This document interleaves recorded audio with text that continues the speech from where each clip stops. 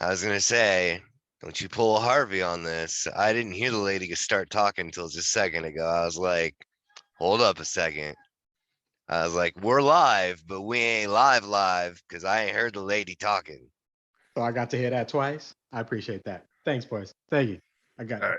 pre-taped. Oh, you can hear it for the rest of your life. The no rest doubt. of your life. Oh, no doubt. No doubt. ICP, swollen members. That underground connect. Swiftly moving in the darker night. Over this Mikey Clark. Bring it. A lot of severely depressed kids really enjoy music a lot. So I think this draws a lot, brings him out of his shell socially. It's been really good for him. He always looks forward to music. Well, I have panic disorder, rage, severe depression. On top of all that, I'm stressing. Took a blind date to my therapy session and then tried to kill her. Her first impression was I'm groovy, I gotta be, I need a lumbotomy. But when I press play, trouble leaves up out of me. Fuck the real world and my fat ass stuck in. Cause in my music, hotties are fucking expression. Getting out all I wrote, depression, ripping out all your throat. And if my hearing was ever to go, mass murder would be inevitable. I'm a slick romantic, quick-witted and funny. Take away my tunage and shit gets bloody. Pull out the plug and kill the track. Instant panic attack, gigantic high. Only through the magical world of melody. I'd rather die. The face and sounds of my reality. I strive. Only through the magical world of melody. I'd rather die. The face and sounds of my reality. Just let the rhythm ride, and I'll survive somewhere inside it. Let me strong with the bass and drum. I wanna run to the place I come. Silence is pain, stress and pressure. Paint my picture, so much pressure. Kill the quiet, play it again. Keep me alive, never let it end. So let the rhythm ride, and I'll survive somewhere inside it. Let me strong with the bass and drum. I wanna run to the place I come from. Blood on my hands, blood on my t-shirt, and everywhere else it can reach or squirt. Violence, brought upon by silence. When they kill a beat, that's where my mind went. My nerves went acrobatic, skipping, flipping, tripping, what have it. Say hip-hop's for kids. silly rabbit, your throat, I snap and squeeze and stab it. They try to tear us out with rock and roll. They don't give me any, and I'm out of control. All I need is freedom, unlock my soul, ignite my powers, shock explode. Just let the rhythm ride, and I'll survive somewhere inside it. Let me strong with the bass and drum. I wanna run to the place I come from. It's just pain, stress and pressure. Paint my picture, so much pressure. Kill the quiet, play it again. Keep me alive, never let it end. So let the rhythm ride, and I'll survive somewhere inside it. Let me strong with the bass and drum. I wanna run to the place I come from. A lot of severely depressed kids really enjoy music a lot. So I think this draws a lot, brings him out of his shell socially. My name's Mad Child, I got mental problems. Walk around town a demented goblin. I'm the little monster, I'm going batshit. Axes and hatchets, packets of matches. Homicidal maniac, I am diabolical. Angry and maniacal, I'm a human fireball. Stand vertical, mad to mass murder. Recycle, laugh hurting you, mad to mass burglar. Illusionary, confusing my very essence. Execution from electrocution, every sentence. Very various versions inside the graveyard of perfection. No comparing our performance to the patterns of regression. Incandescent like fluorescent light shines upon the target. When I hit it, I'ma get it till the music flood the market. I'm a tsunami, swollen army, general frontliner, flatliner, black binder, rhyme book, fact finder. I strive only through the magical world of melody. I'd rather die than face the sounds of my reality. I strive only through the magical world of melody. I'd rather die than face the sounds of my reality. I strive only through the magical world of melody. I'd rather die than face the sounds of my reality. I strive only through the magical world of melody. I'd rather die than face the sounds of my reality. I strive through the melody. I'd rather die than face reality. I strive through the melody. I'd rather die than face reality. Welcome to Maniacal Music Musings, where we challenge each other to listen to a CD and pick our top 5 off of it. That's right. And we even give the reviews to both of our choices. I'm Jeremy Bryant. I'm Chancy Grive. And we are the Maniacal Music Musers. And this week, we have a very, very special guest. The first of the infamous bracket bastards to come on the podcast. The one, the only, Black Thunder, Harvey Velveteen Laguerre. Dream. The Velveteen Dream. I Black couldn't remember it. Thunder. Black Thunder. It's funny. I'll take that name for this particular recording. I prefer to go by Velveteen Dream, but Love the Velveteen Black Thunder Dream. can't go wrong with Black Thunder. Sounds powerful. I don't know why. I mean, it really does. I saved your profile picture to my freaking computer for this advertisement for this podcast. Yeah, I saw that. And that's the first thing that came to mind. I went to make a name for it was Black Thunder. Thunder. All right. Hey, that's fine. I'll take it. For all our listeners, Harvey is from Bracket Bastards, Men Are the Prize, and Love is Black. Hashtag when done right. Hashtag when done right. Hashtag don't forget to hit the record. Yeah, I know. Oh, We're gonna dude. get shirts. We're gonna get shirts made with just me not pressing Oh, a button. dude. With just me Just with standing you, there. just like you sitting there like this. We got to get a still of you with your hand on your chin like this, and just randomly in one of the shows, and then use that with a button in front of it. Mm. Just Could have we- have a whole call sign. Push the button, Harvey. Hashtag push the button, Harvey. Push the button. That's right out of Rush Hour. Push the That's- button. Push the button. Yeah, That's a whole movement right there, dude. Mhm, A whole movement. Push So- the button, Harvey. That's the first one too. That's here. You heard it here, folks. So for those who don't know, this week I have picked Moulin Rouge soundtrack number 1 for my choice, which there are 2 of them. Well, actually, don't call me surprised because I did know that, but this one is slightly better. The other one has some of the original actual songs of the movie on it that are better, and we'll get into that when we get to the album, I'm sure. Chancy, what did you bring to the table, sir? I chose what you previously expected at the very beginning. My favorite band of all time, Dog Fashion Disco. But I wanted to try and pick a introductory style album to kind of, get your, dip your toe in the water, get your feet wet, check and see how cool that water is. But instead I realized when I went through to pick my 5, I was like, oh wait, this might not have been the one I should have chose for everybody might get something out of this album. I forgot how short it was, and at the same time I forgot how much chaos could be put into such a short period, like a short, shortly recorded album. I love it, but at the same time I was just like, oh no. Oh no. Well, you'll hear about this when we get to your album, but I did rather enjoy your album to Sweet. some degree, but you'll hear about that. To some degree. I love the little backhanded at the like, I really, really enjoyed your stuff. However, it sucked royally. Well, you can't be a bastard without throwing some backhands down there here and there, but Yeah. the album I did not surprisingly, but did more than I thought I would enjoy was the one that Harvey brings to the table, our guest today. Harvey, what did you bring? So I chose an album, a collection of quality music by my favorite artist, my favorite musician of all time. That would be Eric Clapton.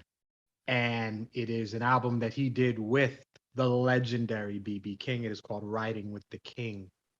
I just fell into to Eric Clapton early 90s. I think I was in college, and I went into Layla and all the early stuff, and then I fell deep in cocaine, all the great stuff, and the blues and everything. And I'd liked blues before I'd found Eric Clapton. But when it got together and when I finally heard them perform, and I saw them in concert, by the way, I've seen Eric Clapton and B.B. King together, which is the single best concert I've Like ever that's seen. awesome. You got to see them both in concert at the same time. But like, Unreal. you know, I just can't not poke the bear in the corner of the room. Sure. The fact that you were literally just like fell big into the cocaine, or it fell big into cocaine. I heard that and I was like, what the That's fuck? fine. It's fine. We both know it's a song. I mean, I don't do the drugs, but I understand that.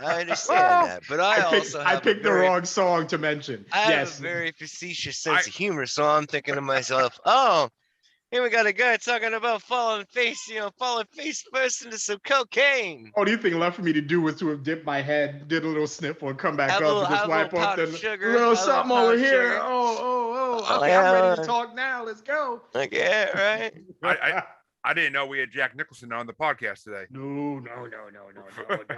I'm Clapton. I'm Derek and the Dominoes. I am all of it. He's the man, the greatest guitarist, in my opinion, of all time. It's funny you say that though, because after his album ended today in my car, the first song that came on afterwards automatically on Spotify is Cocaine. Which I was driving off an exit in the throughway and that came on. I was like, all that came to my mind is Starsky and Hutch movie. But the man has done it all. He's worked with everybody. I mean, we were talking about this album with B.B. King, but he's worked with. He did songs with Babyface. He's done pop stuff. He's a legendary artist in every fashion. So it was an easy choice when it came down to picking something for you guys. It was just a matter of which Clapton album I was going to pick, and I figured I would go with Two Legends. So that was a simple choice. Well, see, I had two choices. I could have continued Two Jokes from Bracket Bastards, and I could have either did the one I did, which we'll get into the reason I did that when we get to it. You're welcome, by the way, Harvey, because he came to me and he asked me. Did I? He was like, yes, you did. You're like, Chancy, which of the two choices should I choose? Should I really fuck with him? Were you going to do Millennium or something? Was that your other option? No. Actually, I actually no, said he told me, I asked him if it had anything to do with Old Willie, and he said no, neither of them had anything to do with Mr. Smith. And then he told me what they were, and I forgot which one I told him to choose, but I know that he had one choice out of the two that was definitely much more of a if I could just nudge you right between the ribs. And I was like, you know what? Since he's our first guest, I think I'll choose this one because we're, What is it? What was it? I don't know. What is it? I was gonna do an Ice Cube CD. Oh, well, I don't have a problem. Well, I understand why. Now that would have been interesting. I get it now, but Ice Cube wouldn't have worked. Ice Cube wouldn't have been a problem. Chances are I've heard the album anyway. So. Oh, it was going to be his newest album that came out in 2018. Oh, in 2018? It was 2018 or 2019, somewhere in there. Okay, well, yeah, it would have been something I would have to listen to again. But hey, I'm actually. He was doing it more for the joke based on it. I see. Well, no, I mean, I do love that CD too, but I mean, I like a lot of Ice Cube CDs, but it's just. What I'll say is, based on what I had to listen to, you probably should have chosen the Ice Cube CD. I'll leave it at that. Ouch. Ooh, I could feel the burn going down my throat, into my stomach, and slowly just granulating in my nuts. Giggity. All right, let's talk about it, boys. I'm ready, man. Well, since me and Chancy decided off camera, the guest is going to get to do their album first. So, Harvey, it's your choice, though. Do you want to bust a nut over your CD yourself, or do you want us to do our reviews of it first? Well, how about this? How about I'll just mention the album again, describe it, and then I'll leave it to you guys to go at it. That fair? That good? Yes. Don't you know you're riding with the king? Yeah. Riding with the king.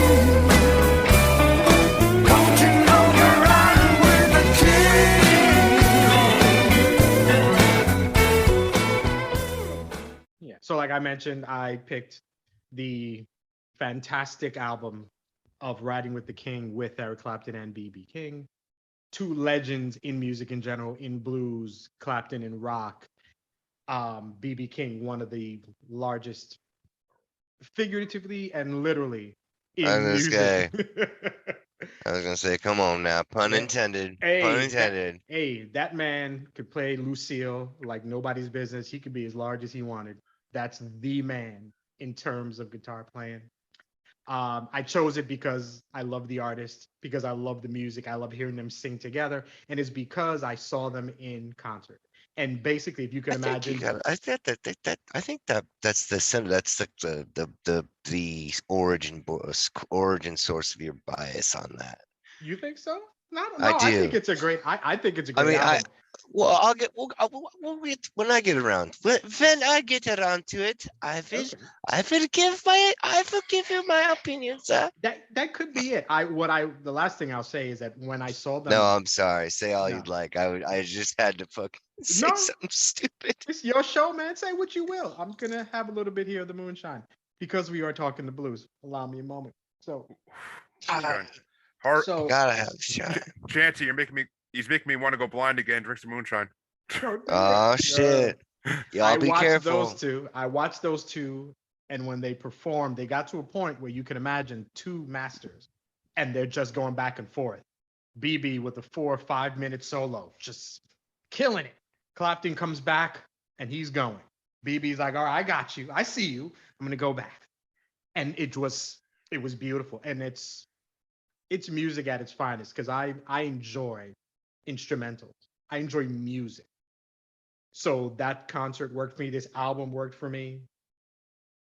But I'm interested to hear what either one of you or both of you have to say about this album. So, as you said, just I guess release your Spray and pray. spray and pray, release your man juice upon us and let us know what you think, sir. Chancy, shall you go first or mine? I was gonna say, how are we gonna do this? You rock paper scissors, and you want to flip a Okay. coin? Well, how about I go first and how I felt about it, and then you can Yeah. Okay. then you can give your review, and then we'll do top fives after. Yes. Since if I don't go first, it's gonna be like an hour of me waiting for to go first. So, Y'all already know. Y'all already know. all right. I liked Eric Clapton before this, so I respect BB King. I never really listened to his music too much, but when it comes on in public, I don't like shake my head or anything. It's good music, just not my driving around jamming to music.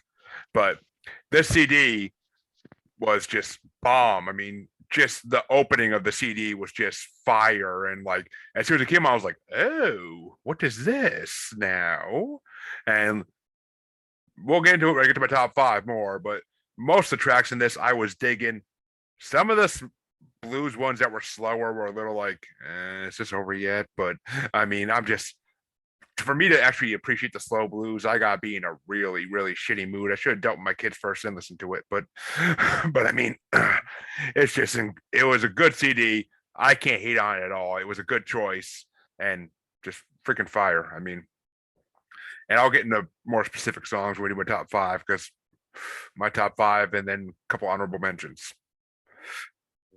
Sir Chancelot, what did thou think? Well, before I get started, I would like to insert a caveat into this Kinky. into this thing here. I am, in fact, somewhat of a fan of both Eric Clapton and BB King. I'm not super into BB King. I've actually been in so many arguments with people who are super into the blues because I'm not that into BB King, and they're like, "How can you call yourself somebody that likes the blues if you don't like BB King?" It's like, what are you talking about, man? Just because I don't like BB King doesn't mean I don't like the blues, like Muddy Waters and like all the people I previously mentioned before, like, you know, Sunhouse and Lead Belly, and I mean just John Lee Hooker. I mean, all that just so nice and so it's just deep and soulful. But like when I went back and listened to Hold On I'm Coming, when it was just BB King, when it was done back in the 60s, like you could just when you heard Clapton and King playing it together, like you could just hear, like it was more like he was talking about somebody in heaven because he was fixing the guy. He was like, hold on, I'm coming. Cause that's how I kind of felt the whole way through. Like um when Harvey was saying, and what he was saying at the very beginning about how when he went and saw them, like there was this point where they could do this thing where they went back and they went forth. It to me that sounded more like, you know, Eric Clapton knew when BB King was getting kind of wore out on playing, so he'd step up and play out more so BB King could take a break. And it sounds like I'm hating on BB King, and I don't mean to be doing so, but I mean, yeah, I gotta give my, I think in my, and I know Layla and everybody talks about all these songs. I mean, I think, the best thing that Eric Clapton did was what he was playing in Cream. I wish that they would, I wish, but that's just my own opinion. I guess his rendition of Crossroads that he did, that covering from Robert Johnson's was good. So like I'm willing to make concessions and say that Eric Clapton's a good artist and BB King is also a good artist. But like I just think that this compilation album was like 20 years too late, if you ask me. That's just kind of what I think. I don't know, Harvey. I don't know if you can agree with me on that, or if you even see kind of where I'm even coming from in that. Cause No, like just that damn, just a quick ass nope. no. I hear you. No, I actually understand what you mean. Um, we're getting with this album, we're obviously getting towards the, The end BB of his is life. on the back nine of his career and his life, obviously. So this isn't BB at his, at his absolute best. Right. And obviously Clapton is a fan, so this is kind of a labor of love for him. He Right. always wanted to do an album with one of his, mentors, somebody he loved. For sure. So they got together and they played. I'll tell you one thing, I may not love all of the tracks, but if there's one thing that's apparent is that those two were having fun. That's the Yeah. one thing that I Oh gotta yeah. like. Eric You is could in pick his it. You could element. even pick it up on the recording that they were having fun doing it. It Oh was yeah, absolutely, yeah. right when you start, and what you said about, I think was it Jeremy, when you said how this album when it first starts, you're liking it. For me, a lot of how I feel about an album will depend on how it starts off, and we'll bring that back up in a minute when I talk. But this album, right out the gate, just get to it, and I'm like, it's fun, it's rollicking, and I feel like they're sitting in the studio and they're just playing and they're having a damn good time. That's the feeling I got. And after For sure. I remember when that came out, I got a copy of it early because I used to work in a music store, so I would get those promo copies. And I remember listening to it Nice. thinking, damn, this is right off the bat. No, we don't start with ballads here, man. We go right to it. We go right to the heart of it. And it's fun. It's not the best work because we didn't catch them at their, at the best time. We needed to catch Clapton right when he wrote Layla. We need to catch him, when he's on the stuff, when he's trying to steal somebody's When he's girl, on the when he's stuff. playing his best music, and BB at his best is really before Clapton really is Yeah. at his apex. So I'd say there's even like BB 20 years before that record was made would still be well within being able to say that it was in his prime, albeit the back end or the backside of his prime, like the burning out of the third stage rocket, so to speak. yeah. But yeah, I But was there, really hoping you would understand that because, no, like, I understand. Because your like I background. when I totally, until I was kind of listening to you describe what got you into it, was totally I was hating on the album, like listening to it hard. Like I was like, man, fuck Eric Clapton and fucking, fucking BB King, goddamn it, you're all right too, but like fuck you too. But I mean, like, goddamn it, this is some fucking bullshit. You know what it is? You're not hating on the album. You are expecting more. That's what it is. It's That's because I guess like I know what talent they possessed, exactly. and then I didn't stop and give myself room for wisdom to have the thought that I just did, that this album would be beyond amazing had it been done 20-25 years before it actually was actually completed. Yeah, and Yeah. obviously time. I mean, there's no way Time for and them to tide match waits up. for the one. Exactly. There's no way for them to match up and to do it at both of the apexes of their careers. But for what they did, this is reminiscent to me, and I always find a way to bring movies into things. For me, this album is like Godfather 3 to me. I love Godfather. To me, Yeah. Godfather 3 is the worst of the three movies, but still amazing. This is probably the worst thing that these two did and still amazing, but there's so much more that it could have been. It's when you have a certain expectation for artists, when you've seen them live, when you've heard the studio albums, when you've seen the concerts, when you've seen them perform with everybody. When we remember Clapton was like a fifth Beatle. Like, this is not Right. This is not a side guy. This is a fucking legend we're talking about. Right. And then you put him with another legend, and they're like, all right, I'm gonna put this in. This is something I want to listen on vinyl. I don't even want the CD. Let me put this record in, put the needle down, and let's go. And you're like, yeah, it's okay. But I could get okay from anybody who thinks they can play blues. But I want Eric Clapton level, BB King level blues, and I didn't get that. It's a solid album. For anybody else, it's their best album. For these two, it's par for the course.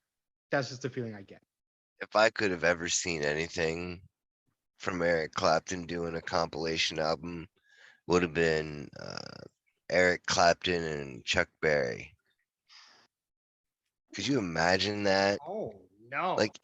Like even when he was old and bad, like old and getting arrested for being a pervert. But like for real though, like, could you imagine what kind of an album that Eric Clapton and Chuck Berry could have made playing together? Because I know that him and Keith Richards did a little this and that, like back in the day. But I mean, fucking Keith Richards.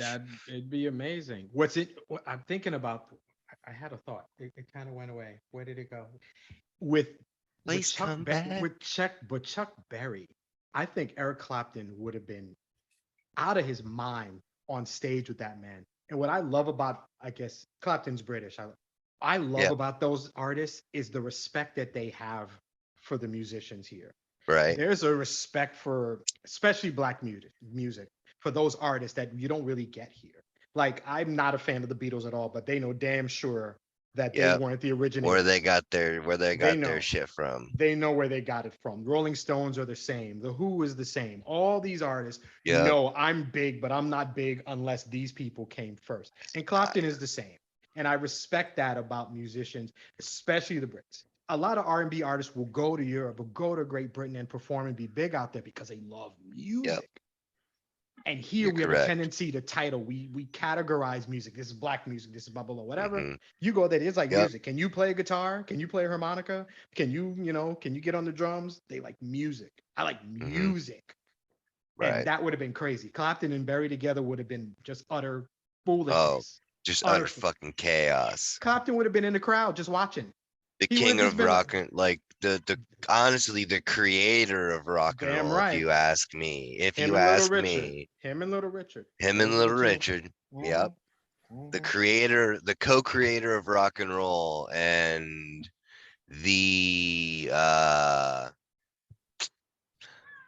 not sure how you would describe Clapton in a blues context, because like I guess you could say he was a revitalizer, because when he was really kind of getting started doing his thing, like all you really had was BB. Like they were doing recordings of John Lee Hooker, and like the one that I have from Sun House is like it's like from the 60s, and they're like polished recordings from like before that, when he was old. And that's the good stuff. That's the blues.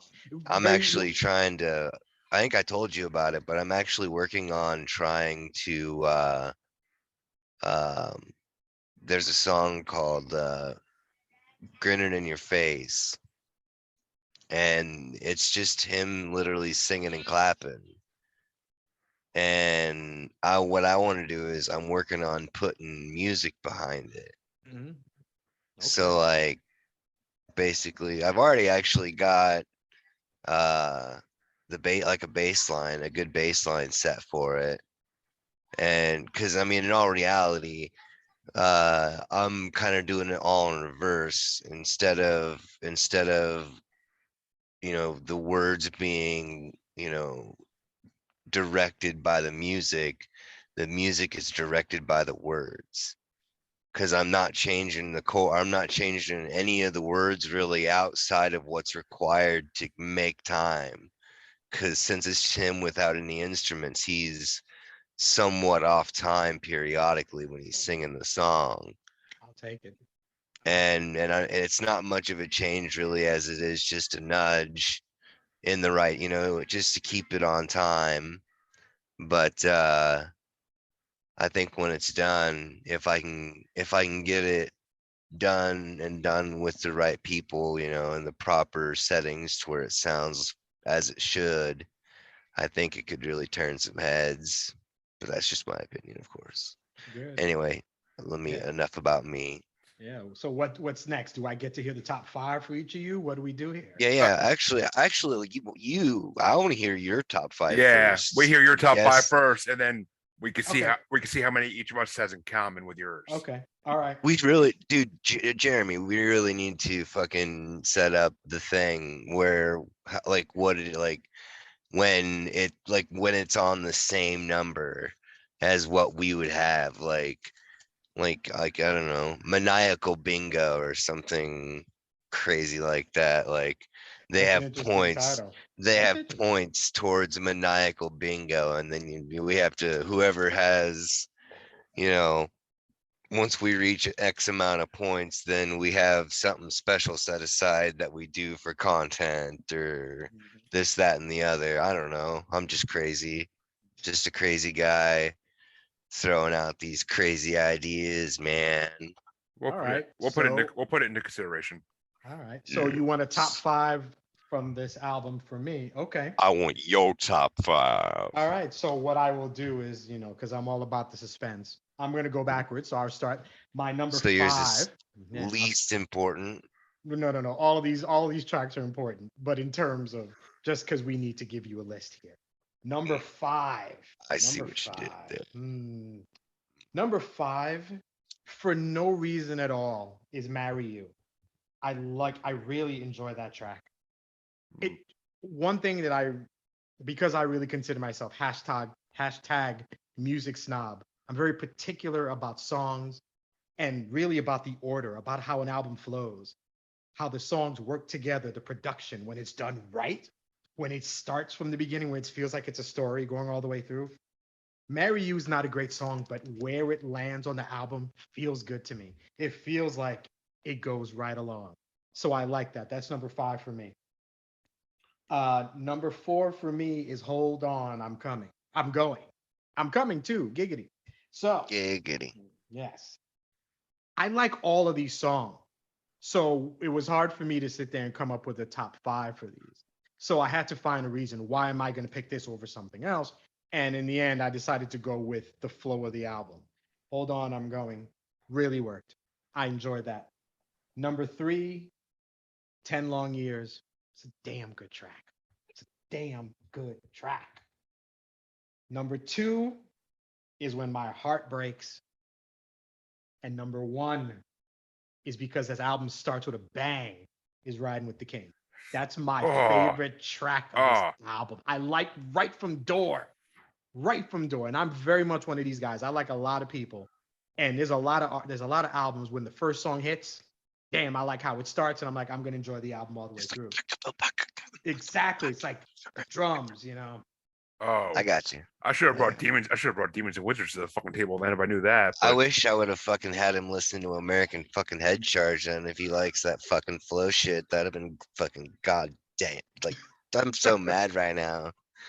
Well, I'll say, Harvey, you matched 4 out of 5 of my top 5, but not You got none of the same numbers. one. You None got of one. You got one of mine on top 5, but not saying what it is.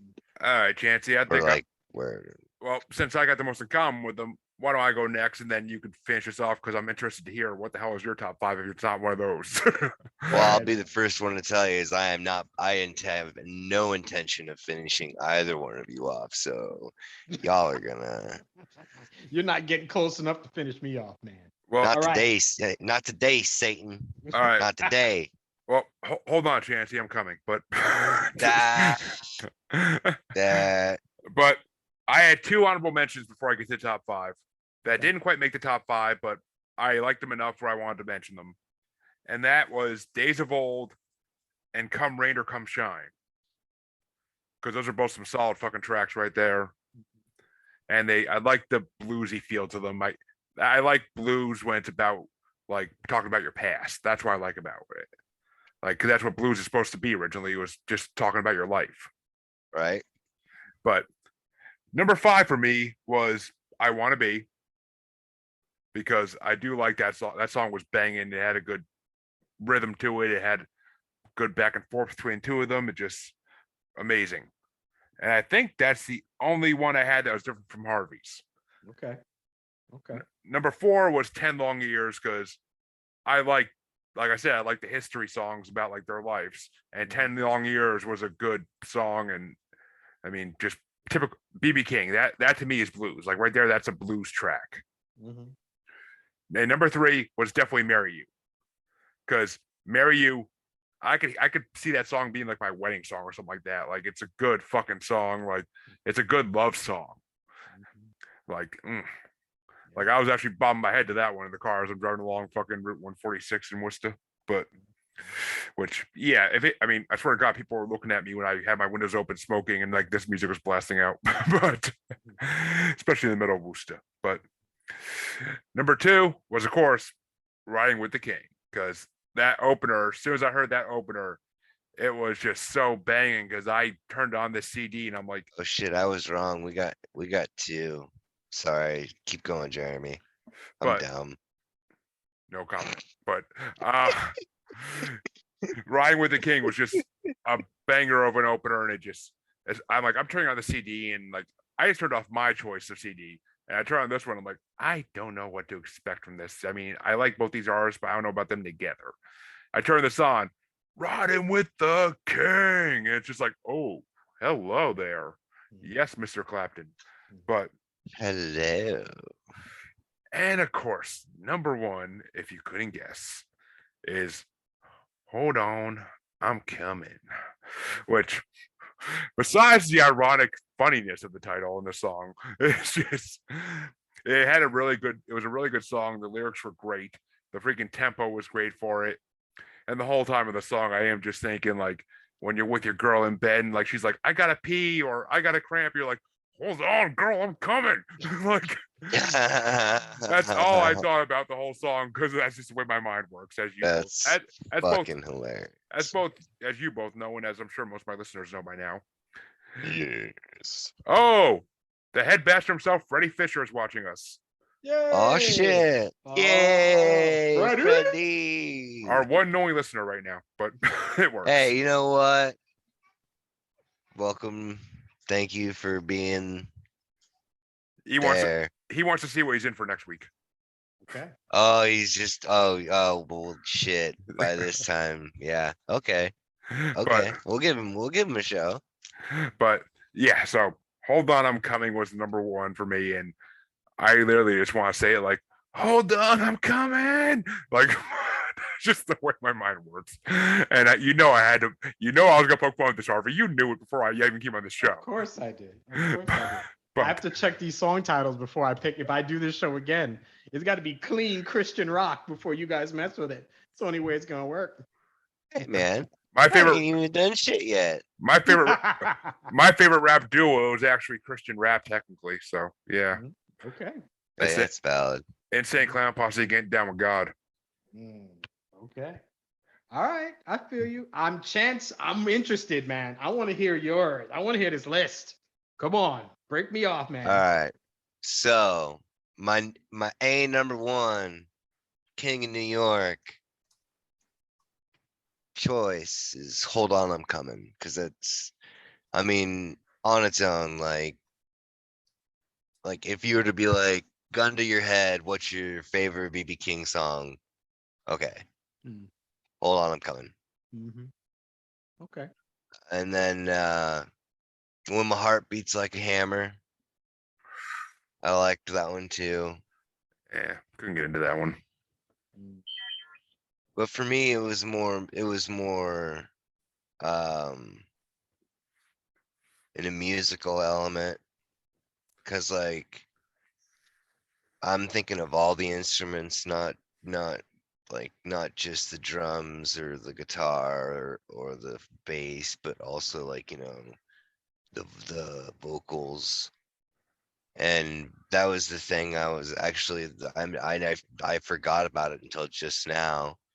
But the one thing that I always was gonna say is that what BB always lacked in when he would have to in the things where when they would go back and forth, when he would slow down and not play as he usually would, he would just belt out them blues notes that he was singing all the time, and very well. Just, that was what got most of it on my list, was the fact that even though you could tell that some of the pep had been lost in the step, that he really wasn't missing a thing vocally still. Like, he was still able to do it proper. And then another one is the 3 O'Clock Blues. And then Riding with the King, of course, that was our second one. And then Worried Life Blues. So you Okay. did go for more like the blues tracks than the actual Yeah. like combination tracks. Yeah. Well, yeah, man, like I like the motherfucking blues. I mean, it started off when I was a kid, when I was like real young. I liked classical music because they were on like the Looney Tunes tracks and shit. And I was always curious to find out what was playing in the background. So I'd look up and listen to like, shit. I mean, I can go to, all crazy and be like, oh, Paganini and, like everybody's usuals, naturally Beethoven, Bach, Mozart, Tchaikovsky, Chopin. But anyway, and then I went one day, my mom dropped me off at her sister's place to be, for babysitting or whatever.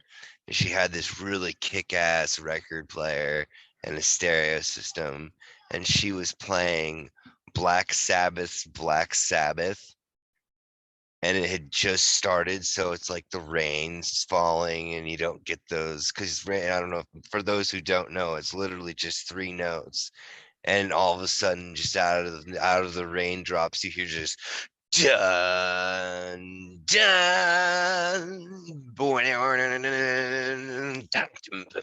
just like, oh my god, what is this? And Black Sabbath was actually supposed to be a blues band until he chopped his fingers off. But once I heard that, literally my whole taste in music changed forever. It went from like, first number one was metal, and then number 2 was classical, and then I further discovered along the way, like, blues and all of it really. I like pretty much everything almost except for polka. Not a big fan of polka. Okay. I don't know why. John Candy would be disappointing you. He can be all he wants. I loved him. He was a funny man, but he's a dead funny man. So All right. yeah, but yeah, that's my number 5 for BB. Old BB Kingsley. So we had 2 in common all the way around for our top 5s for that CD. Right? No shit. All right. And as much as I didn't like it, I can say, I take back some of the things that I had previously said, because going back, like when you guys were pointing out, like I did actually go for the bluesy, like the sticking to the roots bluesy shit. But anyway, yeah. Let's fucking keep this thing going. Well, Sir Chancy, why don't we jump Yes, into sir. let's jump into your CD, All because right. your CD was highly interesting. Yeah. Like every CD you've thrown me since we started this, it was highly interesting. Minus Batman by Prince. I kind of knew what to expect with that one, but Right. Well, yeah. Well, yes, of course. Yes. But why don't you give us your review of it, Chancy, and why you love it so much, and then we'll let our guest give his review.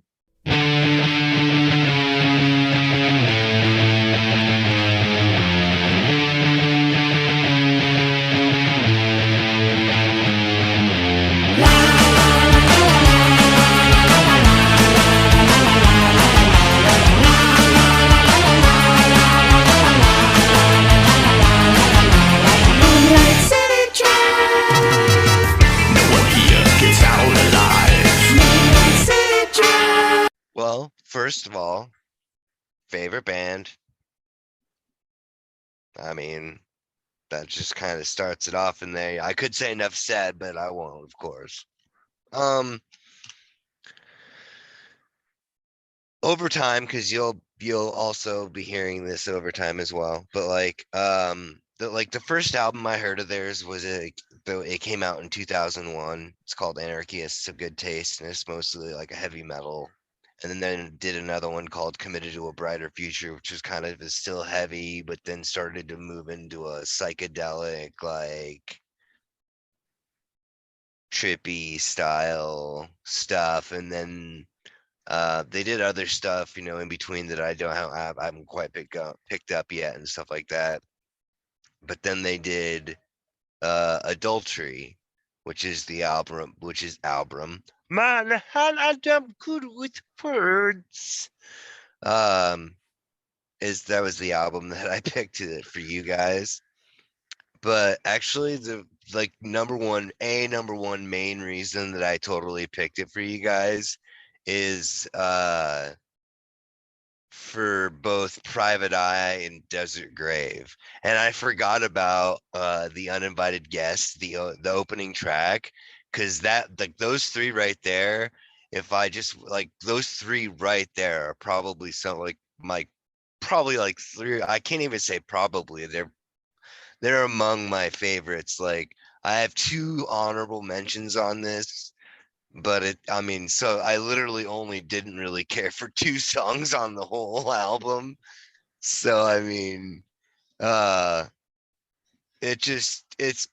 I like so much of the stuff. Like, I'm not gonna tell which song it is, but if in case you remember or have it on your list, it'll catch your attention. But I love how they throw crazy things in the background of some of their stuff. Like, at one point where there's just all of a sudden it's just like, help me, and then where it's you can hear in the background where it goes, and if you are a good girl, I will set you free. And I'm just kidding. And it's just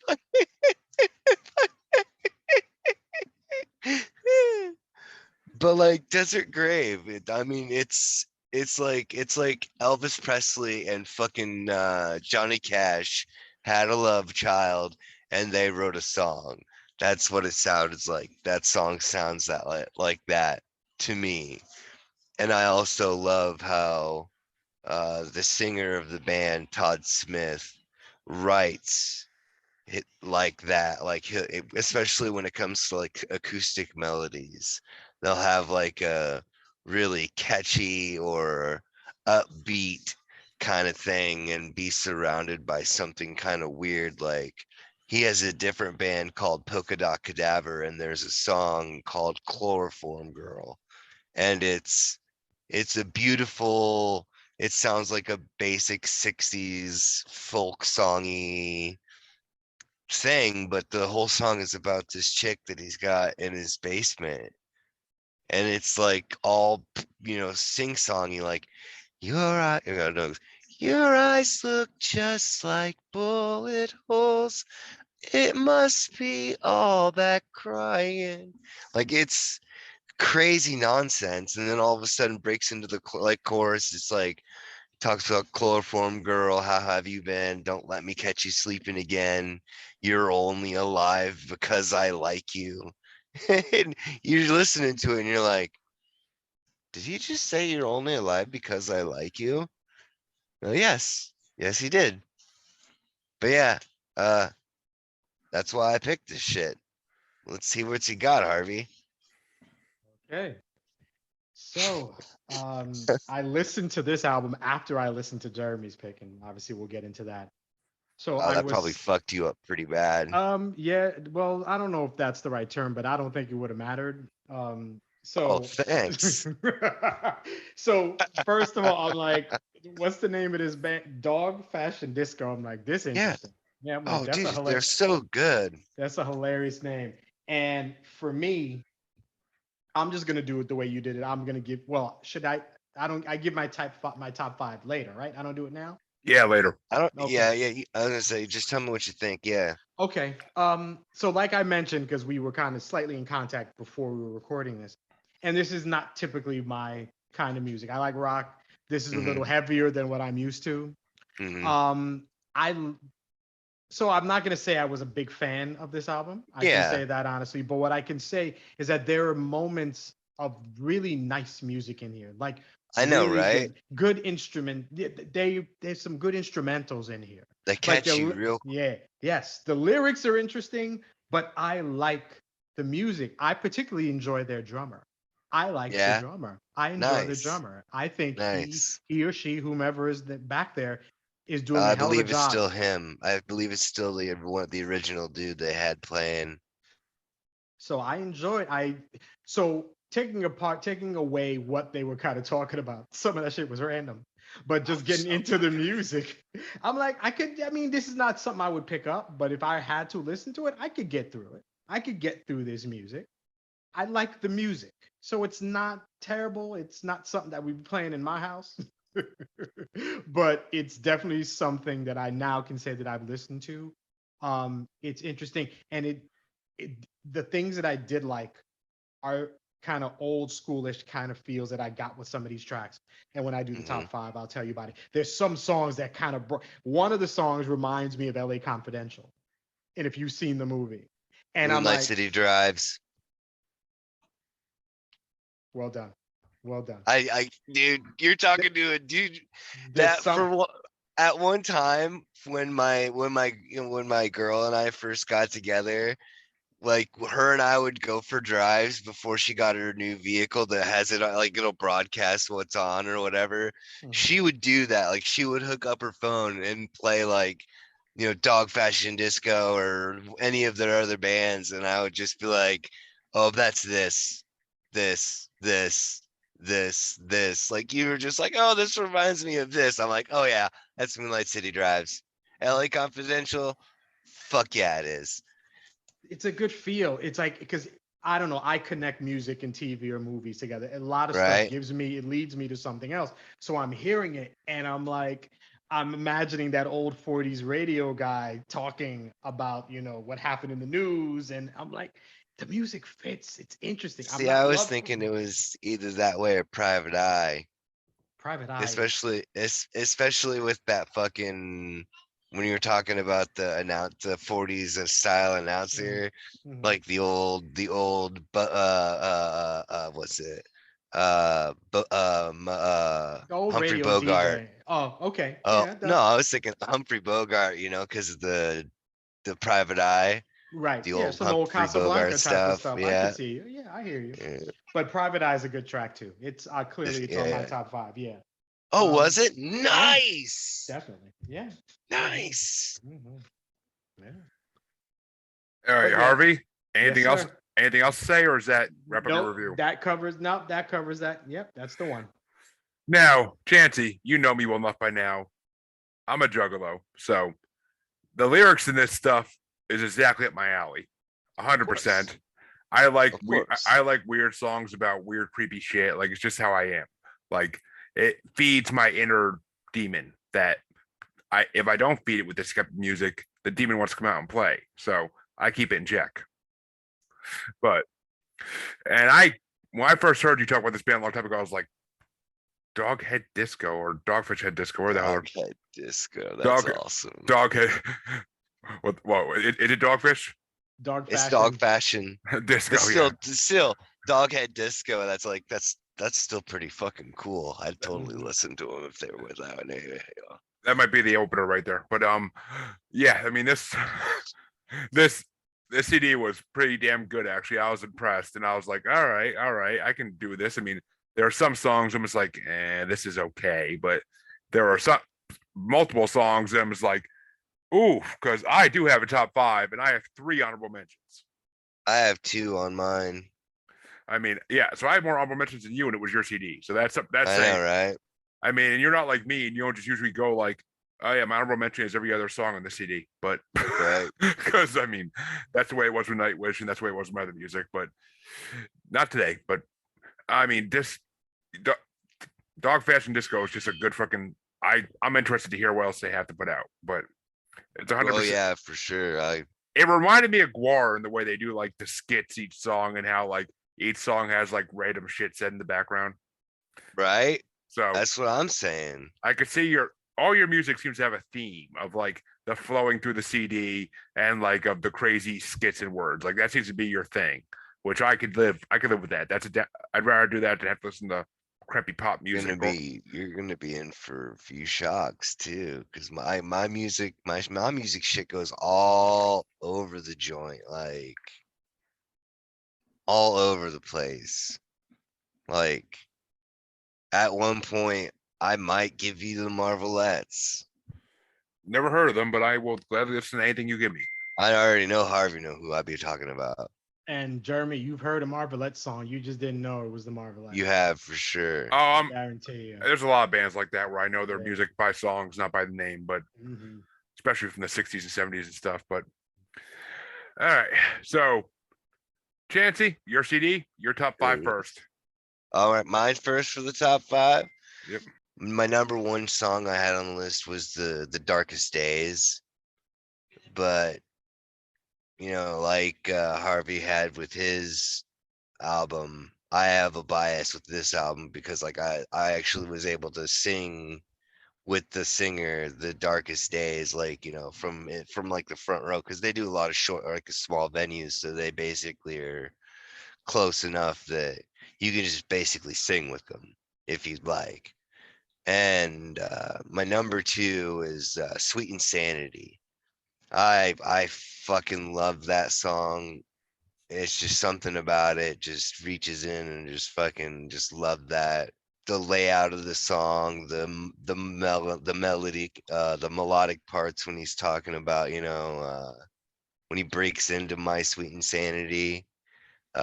Number 3, one of my more favorite songs is Desert Grave, but like I said, that's because like I said, it sounds like Elvis and Johnny Cash had a kid and he wrote a song and it sounds all fucked up, and it's one of those funny fucked up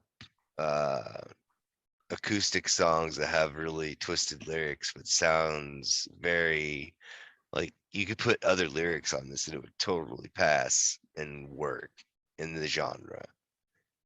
And then number 4 is Private Eye. Like Private Eye is almost one of my favorites. It's hard to say that any of them are my favorite, but like it's definitely one of my favorites because of the fact that it's you're like following the private eye detective looking for the killer.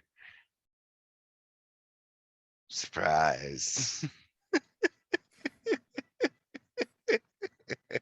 And I love how it always goes through the whole thing and then breaks through and it ends the whole track with just a kitten meow.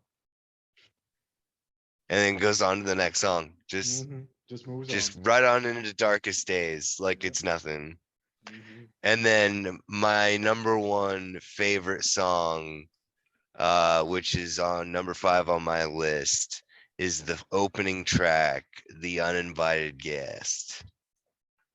And I love that because, as I was saying before, I pay attention to every instrument, not just, the strings and the percussions. And that's basically just like all a cappella. Like I always think about it in my head too, like, cause it talks about, I think at one point it's like when he does it and it goes, and even in that there's like I want to say it's like a 3-way arc in that, because it's like a multi-level singing rather than holding singular. It's literally like who, and then it was that voice in your head, just so insidious and just like, oh yes, this is going to be grand. The uninvited guest. But my 2 honorable mentions are Moonlight City Drive, which I thought was awesome because Harvey also liked Moonlight City Drive, and then Silent Film.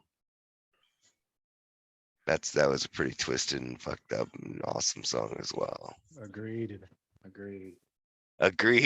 And agreed.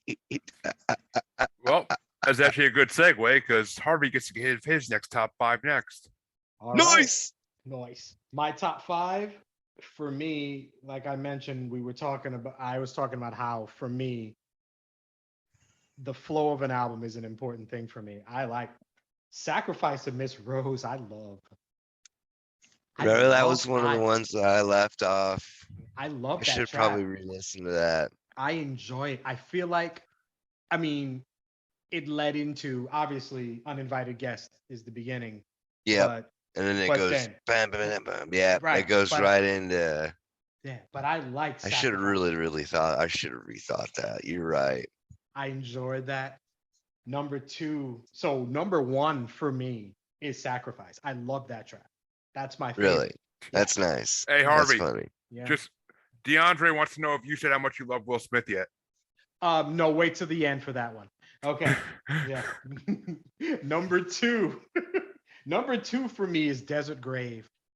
And I hear it and immediately I'm waiting for the Man in Black to come out and start singing. Right?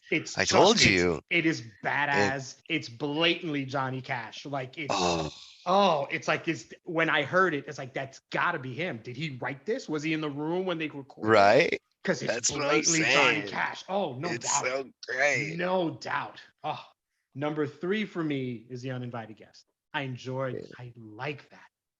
Like I said, the tracks that I think I enjoyed are the music. I like the instrumentation. Like it's catchy. I agree with you. Number 4, Private Eye. Damn good. Nuh-uh.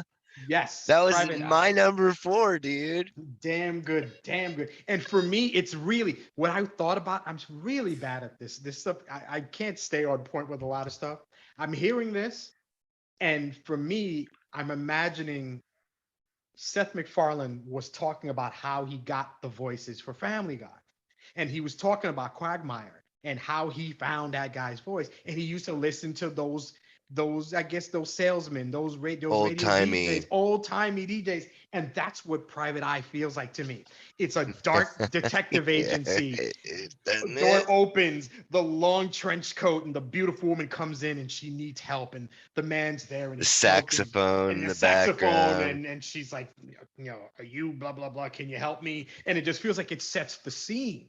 I really enjoy that. I really do. All the places in the world she could have came come- to, and she came into came to mine. mind. Oh yes. And for me, just kind of on a random kind of like I could play this by myself is Moonlight City Drive. I love Moonlight that City. too. Yeah, Moonlight dude. City Drive. Like City Drive. when I was writing stuff down when I was listening, to me, It's out that to felt like a 70s or 80s TV theme song.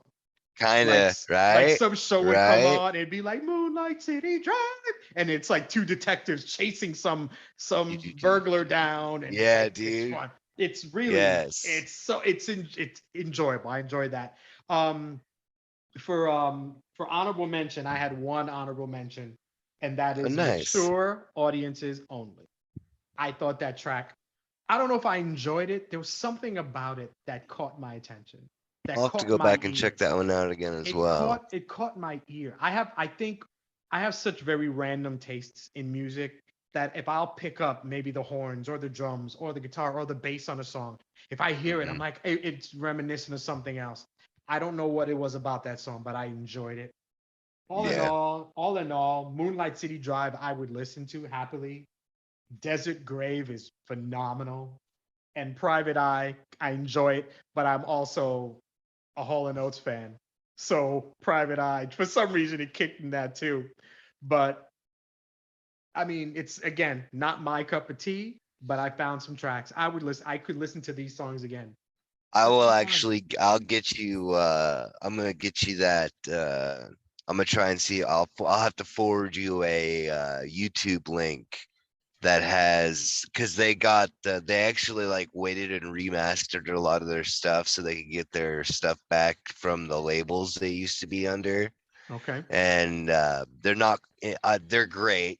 So guys, DFD, don't fucking hate on me for it, but just the older stuff in my opinion sounds better, more so because of the added gutturals and more intense and heavy stuff. So perhaps you might enjoy their remastered versions of their older works per se. However, it doesn't have on the original Anarchist of Good Taste, there's a song called Mushroom Cult that they did with Serge Tankian from System of a Down. No shit. It was pretty awesome. Yeah, for real. That's funny, because just like Cocaine for Harvey, that came on after the CD ended for Dog Fashion Disco. Oh, no shit. But I didn't listen to it. I stopped it because I was getting out of the car at that point, and I didn't even, if I knew Serge was on, I would have fucking sat there and listened to it. Yeah, Serge did he did the chorus. Yeah. But I didn't hear the chorus. That's why I wouldn't know as soon as I heard it. But all right, Chancy, you ready for the top 5 from your best buddy here? Yeah. All right. Well, I had 3 honorable mentions for Dog Fashion Disco Adultery. Oh, and hello, Jackie. Thank you for watching. But my 3 honorable mentions were Silent Film, Desert Grave, and The Hitchhiker. Nice. Because so Silent Film was on my honorables too. So that's even cooler. I like the music in Silent Film, and I like the lyrics of it too. It's catchy, but it just wasn't my top 5. There's just better songs on the CD than that. For sure. And Desert Grave, you guys already said all about that song, but it is a damn good song, and it's Johnny Cash-ish, which Johnny Cash I can listen to, but I can't listen to a lot of because it's just like too sad, too depressing. Like I feel like I'm Snoopy laying on top of his doghouse when I listen to it. But yeah. And The Hitchhiker was a good song because it just reminded me of like a horror movie, like the way the lyrics were and everything. Like it's perfect. And it reminds me of like hearing like one of those old timey radio shows. But my number 5 was, of course, Adultery. Oh, really? because that's a damn good that's a funny song. It's a good song. I like that song. It's a good way to end. It's a good way to end the CD. Yeah. My number 4 was The Darkest Days. Nice. Because I like the idea of the song. I mean, I've heard a lot of bands do similar.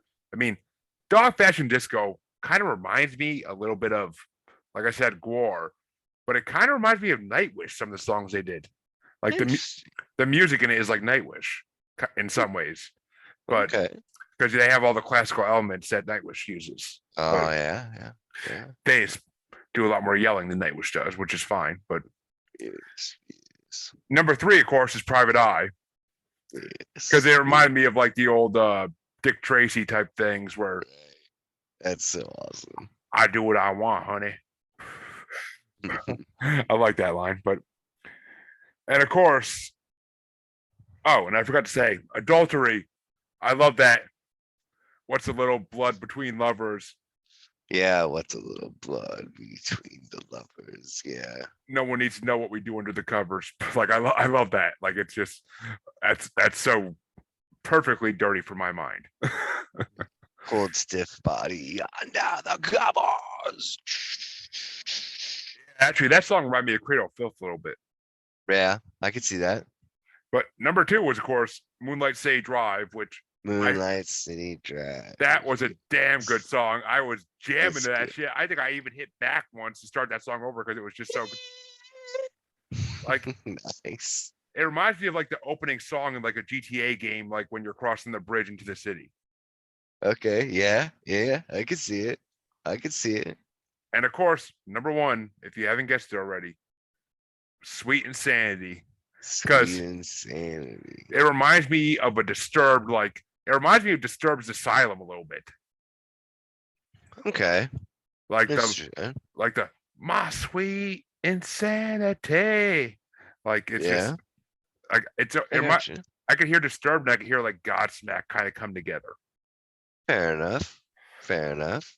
But overall, I was pleasantly surprised by the CD because I always questioned every CD I never heard before because I'm like, do I really want to spend my time? Right. Like, because I put off listening to podcasts for a whole day to listen to these 3 CDs for the most part, and then figure out CDs for next week's episode. But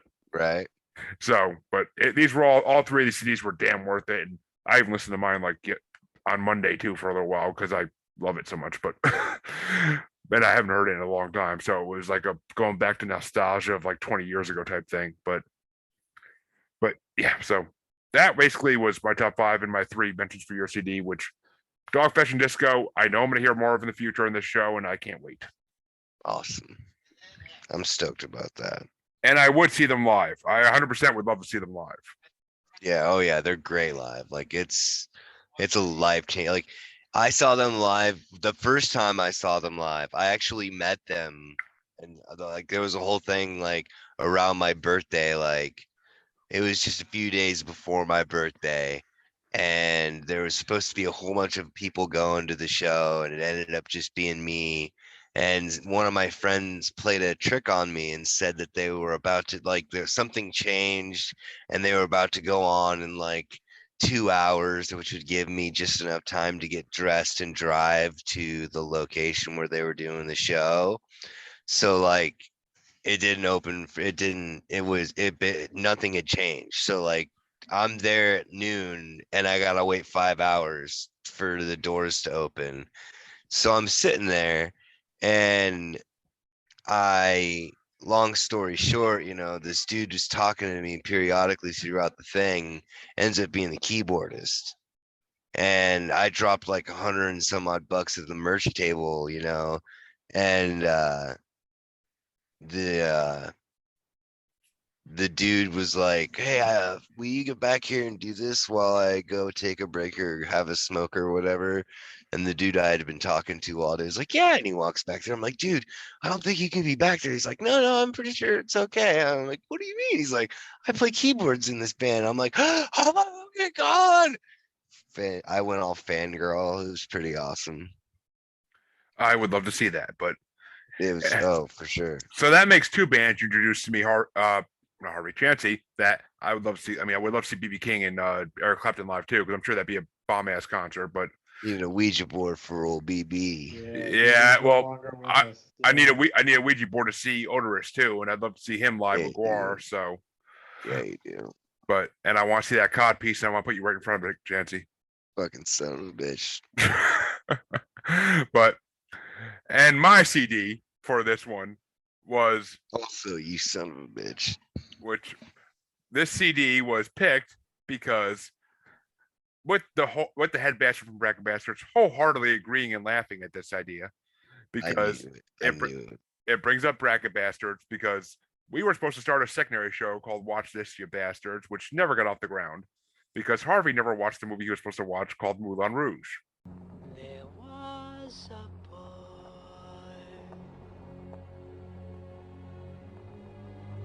a very strange enchanted boy.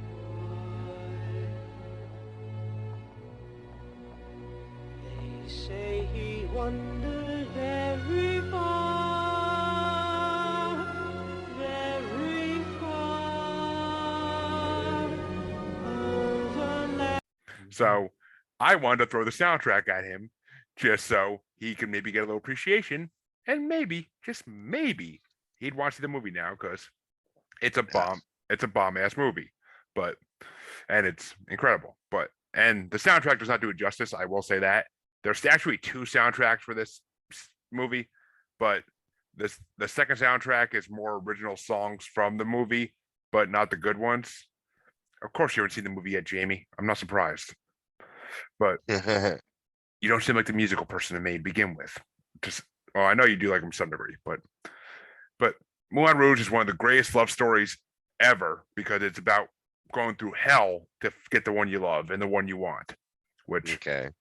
I can relate to this movie more than anything in the world because we'll get into this when I do my top 5. That's for damn sure. But I just love this. I love the soundtrack and some of the songs on it that weren't from the movie, like the Fatboy Slim one. They're kind of like, Right. I'm like those ones I almost want to skip, but I did listen to them at least once through just to know I heard them again for the first time in like 15 years since I heard the CD.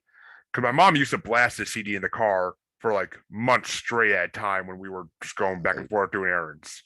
She was lose my mind. She was upset. I did it first, but I was upset. She was obsessed with this movie, and then eventually she's told me, sit down and watch it and tell me you don't love it. So I actually sat down and watched the whole thing, and by the end, I was like a 14, 12-year-old kid. Oh, DeAndre says it's a good movie. Ha. I mean, okay, that's cool. I mean, I don't care how many times I'll tell the story all over again. I had to do stuff in show choir and was forced to watch musicals and against my will, and I just don't like musicals. I have this thing. I respect that because my wife's the same way. My wife does not like musicals, but I made her watch this back when I told Harvey to watch this, you bastard, because I watched it again then, and I made her watch it with me one night, and she's like yawning half the time, and I'm like, oh come on, it's better than that, but it's one of the greatest. Yes. It's one of the greatest love stories ever told, and it's not like most musicals because it doesn't have like all the original corny songs written for it. It's classic. Right. It's classic rock songs, and it's everything mixed, and it's just mixed together. It even has like Nirvana songs mixed in, which I apologize, Chancy, because they not had that song on the soundtrack like I thought they did. What? The song that had the Nirvana bit in it. It's not. Oh. It's not in the movie. That's the song that they're singing when they first introduced the Moulin Rouge, like the actual place. And when Ewan McGregor goes there with his friends he meets in France, like that's where like they actually are playing that song, and it's not in this soundtrack. It's not in the other one either. Well, I mean, I have seen bits and pieces of it, like when people had been watching it, but like I don't remember none of it. Like, it's on HBO Max, I believe. It's worth a watch, but yeah, my chest hurts thinking about it. Get stoned first. I'm telling you, get stoned first, and you'll enjoy it more. I hope. You need to get your emotions out, and being stoned helps with that. But get stoned and think about a girl that did you wrong. That's what works for me every time. But enough of me blabbing about this, because I'll get into it more with my top 5. I am dying to hear Harvey's review of this because I know it's going to be Star Wars versus Godfather all over again. It's not that prolific. First, I'm not a big musical person either. Um, but I didn't mind this. The soundtrack. I don't know how to describe it. I don't think I have a feeling of either loving it or hating it. I think I'm indifferent from what I What are you, heard. Switzerland? I guess so. I guess so. Nice. Yeah, I don't know. I might be with With your this. red shirt. It fits. And I'm chocolate. That's perfect. So Hey, that's fucking awesome. it's I gotta say I know why you chose it, Jeremy. It was obvious why you picked that because I've been holding up this and I'm like I've there's two separate times I'm like I'm gonna watch it and there's something has always happened where I just have had a chance to watch it and then it's like listen, whatever forces are out there are like you're not gonna like this anyway. So right when you're about to press start, one of the kids is gonna run into the room screaming, you don't need to watch it. Or the other time you're gonna watch it, something's gonna happen where the internet's gonna cut out and you can't watch it anyway. Like something kept happening for me not to see That's it. So I'm like, yeah, what's that's up? some fake shit right there. Yeah, I know. And I'm an atheist and I'm not into that spiritual stuff, but something was like, dude, watch paint dry or something instead. It just didn't do it for me. I'm not a fan of medleys. I don't like medleys. So a lot of the songs on this are medleys of stuff. One of them, Yeah. there's a song on here that completely turned me off. I'm an 80s What was kid. it? I'm an 80s kid at heart. And one of my favorite movies ever is The Last Dragon. I love that movie. Oh, And there's a song by DeBarge, Rhythm of the Night, which is one of my favorite tracks ever. And I'm sorry, Jeremy, these people abused it. No, don't sing that shit. That's not for you. I heard it. I'm like, what is going on? I heard the medley. the fuck is I heard her start singing. I'm like, she's not singing that. She's not. She is singing that. What the hell's going on? And only because it was you did I let her finish. Any other person picks this, I fast and I go right through it. I'm like, do not touch some DeBarge stuff. So I'm not gonna lie to you. I'm human. I had a bad taste in my mouth, giggity, from then on into the rest of the album. It just did not do me. Nobody should touch that song. Like you couldn't even recover after Like that I point. was hurt, like I was injured. I'm like on the ground, my leg is broke, and nobody's there to help me, and I had to just deal with it. But Well, Harvey, you always let her finish. Ah, always let her finish first, no doubt. But So, I mean, yeah. and well, it's funny you mentioned that song because that song's only in the actual movie for a few minutes because that's Ewan McGregor and Nicole Kidman actually getting to talk for the first time and they're dancing on the floor because she mistakes him for the person she's supposed to be dancing with. Mm. I'm guessing that's where they follow it up with El Tango de Nope, Roxanne. not at all. Not at all. Oh, my bad. I'll get into Because I that. just remembered. I remember hearing Ewan McGregor and old Kidman. Nicole Kidman Mhm.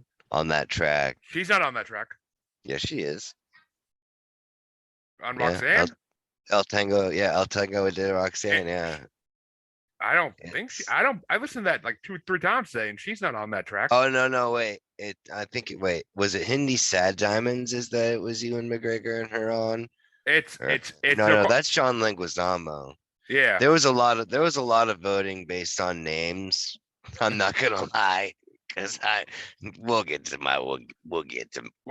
my shit. Harvey, is your review / rant over? Oh shit! I did that to Harvey every goddamn time. It's all right, Harvey bro. I know, Chancy. You need your space to release. Harvey be talking, and I'm just like, no, I'm talking now. No, I'm sorry, Harvey. Yes. No, No, As a co-host, I have to let you. I insist you finish. Don't make me call your cat. Finish. Don't make me call your cat. Listen. That- I that know. I never did tell that story either. Yeah. I'll do that. I'll do that after we do the fives. We're running long enough. Just do it after the show ends. All right. At this point, yeah, everything I said about that's pretty much where I stood with it. But I'll mention a little bit more when I tell you my top Fair enough. five. Sir Chancelot, you're on. since we're running on time, I'm gonna keep it short and just go with what I was gonna call my uh honorable mention. Is that my only mention for this, as well as other albums such as this, will forever be thank goodness it's over once it was, because I hate musicals. I always hate musicals. I always like, for me, like like really, and I'm not gonna lie, what it is for me in musicals is the whole like element where people will be going and doing shit, and then like they're in public, and all of a sudden all these motherfuckers in public, just random, just they're like straight random, all singing and dancing and shit, and like, flash mobbing and shit. Like, nah, fuck you. Like, nah, But see, no. that's not this musical. In this musical, it strings together better. It's like your music. It has better flow throughout the whole movie for that. It's Possibly. it's not It's possible. like I'm not a fan of musicals like Singing in the Rain and stuff like that either, because it's all too fake to me. I like musicals where it actually feels natural, Like, like I hate Across the Universe so much. It just you with the- bastard, you you bastard. see, like, your words mean nothing to me now, Jeremy, because what you were trying to say is right there contradicted by the fact that you hate my hatred of Across the Universe, because you can't simply say that It's the things that you Beatles. just said. Yeah, well, I mean, I'm not a huge fan of the Beatles, but Me neither. like, I think they're overrated. I'm a I huge, I'm agree. a John Lennon and Paul Uh, McCartney are two of the greatest songwriters ever. that's I Ever? mean, I would say that's disputable, Ever is strong. because like, I mean, the dude that wrote for Elton John and Elton John were pretty good, and like, Freddie Mercury was pretty tight. Oh, I agree with and- both those options, but I mean, they wouldn't that? exist without Queen wouldn't have existed without fucking Beatles being first. So you're talking about Tim Rice. He's the one that wrote with Elton John, right? Yeah, Tim Rice. Yeah. Yeah. Right. And Trust me, then- I've seen what the fuck's the name of it? Rocket Man. Yeah, I've seen Rocket Man. I love that fucking movie. I love that movie, and I love Freddie Mercury's movie too. I can't think of the name of it for some reason. Bohemian Rhapsody. Yeah, I saw both those in recent years, and I love those. Like, I actually want to watch both Yeah. those again because they're so good. I mean, They're good movies. I yeah, mean, it's just, like, the actor who played both of them like did an amazing job in the roles. I would have to disagree to say that Queen would not have been famous had it not been for the Beatles, because Freddie Mercury's talent was enough on its own to propel any, like, he could have been a part of anything and would have made it better, Agreed. which is ultimately the story of what happened in the first One place. of the greatest voices ever. Oh, ever. 100%. Trust me, Queen will be on this show at some point. I guarantee it. Mhm. I just got But I got to be strategical with that one. But yeah, like, I just, I fucking, I just, like I said, my hatred for musicals really, it really had a nasty bias. But I was able to actually able to find songs that I could enjoy, especially knowing like Ewan McGregor and Nicole Kidman were singing in one of them, and John Leguizamo and all the other shit. I thought that was pretty cool. well, But it's actually funny because John Leguizamo plays a drunk dwarf. that'd be fucking that. Of course he does. Why? Well, of course he does. Why wouldn't he? That's But great. is your review over then, Chancy, or do you have more to add? Yep, I'm done. All right, so I'll give my top 5 plus my 2 honorable mentions. My 2 honorable mentions are "One Day I'll Fly Away" because it's not one of my favorite songs. I mean, it's a good part of the movie, but it's not one of my favorite songs because it's just not. It's an okay song, but it's not Nicole Kidman at her best. But it makes sense in the movie, so I had to give her it as an honorable mention. And before this movie, I never knew either of these actress or actor could sing. That's the thing. Valid. I didn't see this movie till after I saw Attack of the Clones. So I knew Ewan and Big Fish. So I knew Ewan McGregor only as Obi-Wan Kenobi and the guy from Big Fish. I never That's so saw funny. I never saw him in anything else until I saw this movie. And then all of a sudden, when Okay, in like the that opening would scene, have been shocking. exactly, and like in the opening scene of the movie, one of the opening scenes of the movie, basically he moves into an apartment in France because he wants to go live his life and join the Bohemian revolution that's happening for artists. In the, I think it's the 1890s or 1920s, something like that. Oh, But basically he goes he wants to be a writer, so he's trying to write a love story, but he's never been in love yet, so he can't tell you he can't tell anybody about love because he doesn't know what love is. And then the character you hear in El Tango de Roxanne singing most of it falls through his ceiling, and he finds out they're rehearsing a play upstairs that they're trying to sell to the Moulin Rouge to put on there. And it's John Leguizamo and a bunch of other characters that are actors you never heard of before. okay. And basically, when in that scene when he meets them and they're trying to think of a lyric to a song they're trying to put in the play, and he just all of a sudden belts out from The Sound of Music, "The Hills Are Alive with Music." Like it's like, holy shit, he can sing. Like it's incredible. Like it's incredible when you first see it. 'Cause it's just like, and that's when the movie picks up. That's right there is up until that point in the movie, it's kind of like, oh, this is boring. But at that point, to the end of the movie's amazing. But so One Day I'll Fly Away, it's not her best work, but it's Nicole Kidman singing pretty damn good solo song because she's sick of being a hooker and she wants to get out of the life. But, and my other honorable mention, I sent to both of you, but it wasn't on this soundtrack.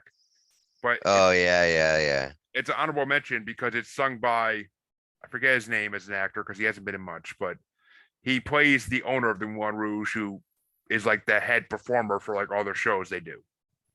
And it's a copy of Queen's "The Show Must Go On," basically. But they do it, if not almost as good as Queen, I'd say. Almost as good as Queen, if not a little better, because they threw a female voice in and Queen didn't.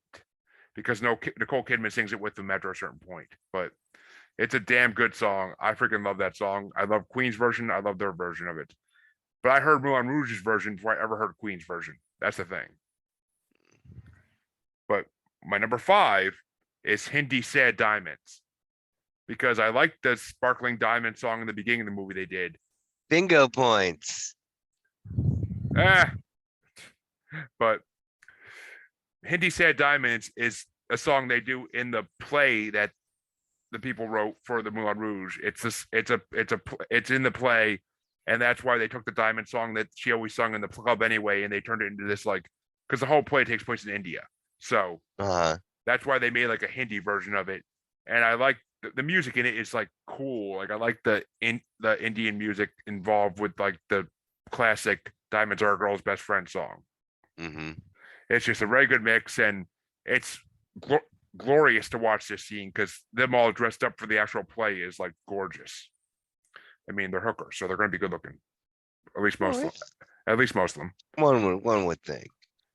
And my number 4 was "Children of the Revolution," which, just so you know, the version that's on the soundtrack is nothing like the version in the movie, because they sing that song in the beginning of the movie when they're drinking absinthe. That's when Kylie Minogue's in the movie, is because she plays the green fairy that they see once they start drinking absinthe. Nice. And they sing it there a little bit before they go to the Moulin Rouge, and then they sing it at the end of the play in the final scene of the play.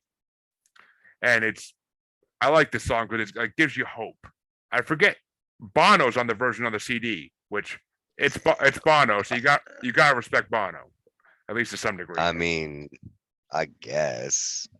Hey, I like 2 or 3 of the U2's songs. I'm not a big U2 fan, but I respect Bono's singing ability. That's for damn sure.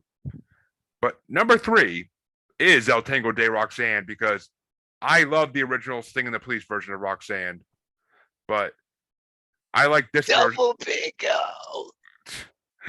I like this version better though, because it has like a Addams Family type music to it. Like it sounds like the music that Addams Family plays like in the dance scenes in the movies. On the harpsichord. Yeah. Like that's what it sounds like. And basically in this scene in the movie, it's sung like, I want to say in the second half of the movie, because it's Nicole Kidman's character has to go and sleep with the Duke, who's been paying for them to put this play on the Moulin Rouge, and he renovated the whole place. But his only request is that Nicole Kidman is his, and no one else can touch her because, as he says in the movie, I don't like people touching my things. Like he's basically like a baby. He's like a rich man who's a baby because he's rich. But and it's just so in this scene, Nicole Kidman is forced by Harold Ziegler, the owner of the club, to have dinner with him, and basically he almost date rapes her, but luckily the one big black guy in the movie actually comes and knocks out the Duke. But which respect as hell for that move, but. Because that's one thing that I didn't like about this movie is there's literally only one black actor in this movie, which kind of was disappointing. But it's France, so I don't get it because France had a lot of people that immigrated there from Africa. Right. But well, I mean, but whatever. It's the early 2000s. They did what they did, but I can't change that. But El Tango de Roxanne is basically this character trying to explain to Ewan McGregor's character that you can't fall in love with a hooker because she's only in it for the money. You can't turn a hoe into a housewife, French style. Basically, but he's dancing with a hooker this whole song, and then eventually everybody in the rooms, all the guys in the room start dancing with different hookers, and like the scene's just memorizing. And then towards the end, Ewan McGregor's like singing it as he walks out. He's saying like his lips upon your lips, his hands upon your body, like it's more than I could stand. I can feel that emotion when he says that because I've been in relationships where girls have done things with other guys without me knowing. I found out later. This song just brings those emotions to the forefront. And like I can completely understand that. I mean, it's just that's why this song is so meaningful to me. It's just rips apart my soul kind of from my past. I mean, I moved past it. I got a wife now. I'm happy, but it's just my past come back. Number 2, of course, is Elephant Love Medley, which is undebatably the most popular song that came out of this movie. That's like the 3rd time, bro. This album, that is 3, dude. Whatever bingo thing, like I am totally in the lead. And if this is any like,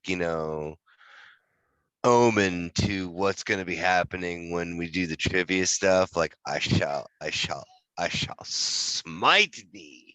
You'll be drunk. I don't drink. You and Freddie, man, Jesus.